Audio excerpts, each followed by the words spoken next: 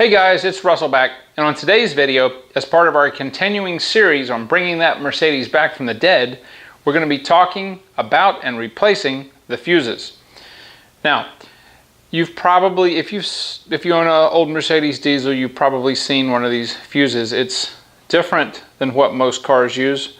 It's a ceramic based fuse, and it has these two conductor ends on the side, and it's got the fuse material, which in this case is, I believe, aluminum. This is just how Mercedes did it in the 80s. They had to be different from everybody else. These are a pain. They're really easy to see when they burn out, but that's about the only advantage that I can see.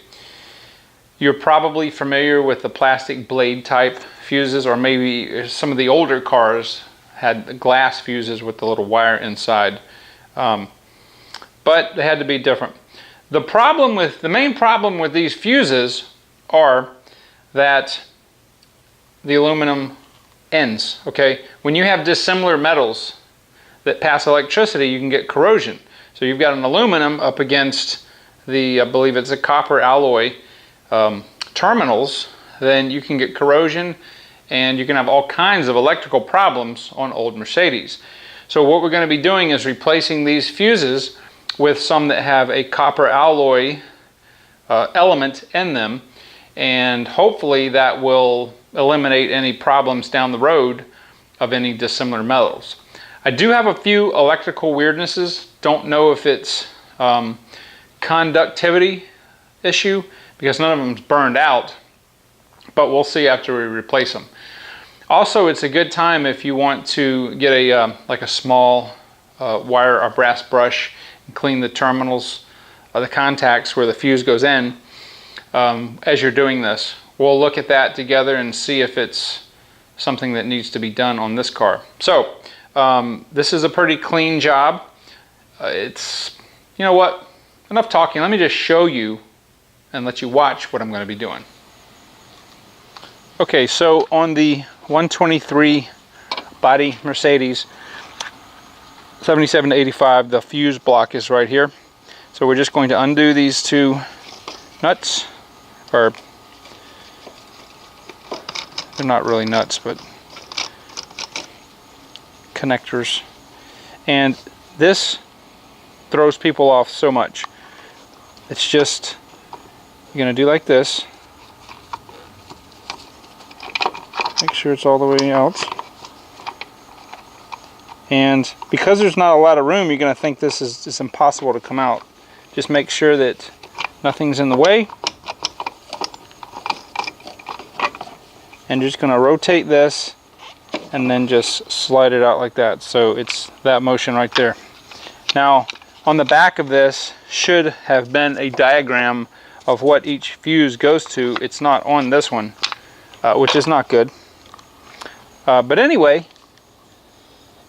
it looks like we have quite a bit of corrosion on the fuse themselves. Let me see if I can bring you in a little bit.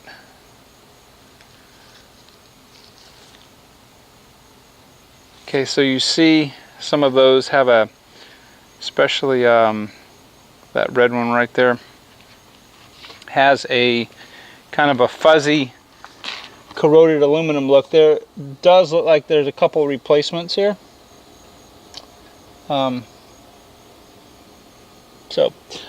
Basically what I'm going to do is I have my fuses here. Alright, so I have a small just brass brush that I use to clean terminals with, and I'm just going to take the fuse. We'll start here. Take the fuse, and I'm gonna just pull it out, and that's what it looks like. And the tips are slightly corroded, so that's not too good. So what I'm gonna do is I'm gonna work one color at a time. I'm gonna pull out every white one that's in here.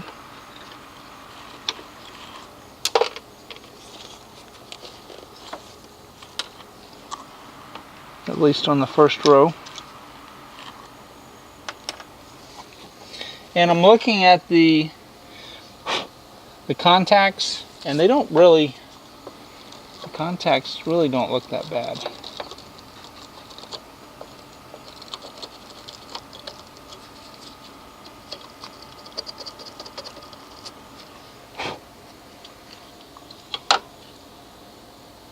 Okay. So I'm going to get the new fuse.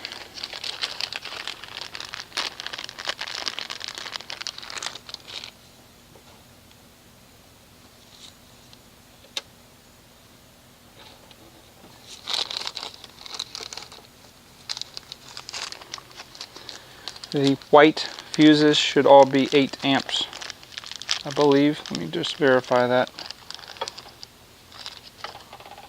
Yep.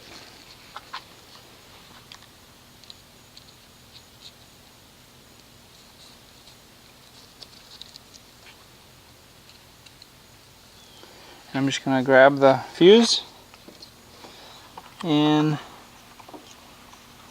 do it the other way. I like it angled to the back, and then just take my finger and push it in, just like that. This job really should only take you a couple minutes. If you're going to do all, maybe 5 minutes or so. Alright, now I'm going to work on the top here.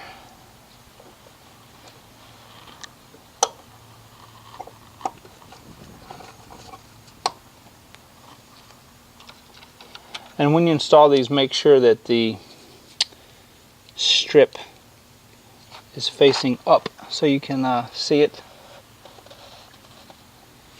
Alright, so here are the fuses up close. You can see how they have a, well, they're aluminum, so they're kind of corroded.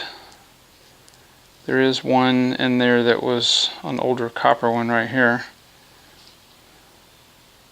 But you see the end is still, I could have left this in there. The end of the aluminum ones have, I believe that's aluminum oxide on them. And that just cuts down on the ability of the, in this case, the fuse to conduct good electricity. So this job right here is a nice, easy one. Anybody can do it. You just got to be patient with it.